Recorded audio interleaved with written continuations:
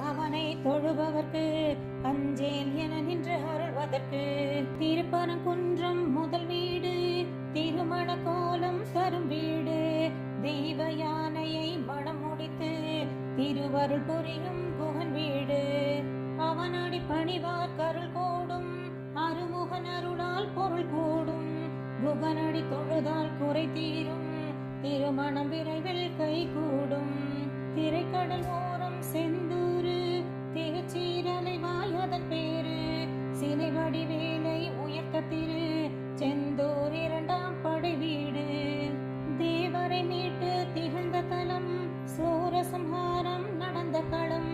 அமரர்கள் உலகம் போற்றிடவே அருமுகன் கோயில் கொண்ட இடம்.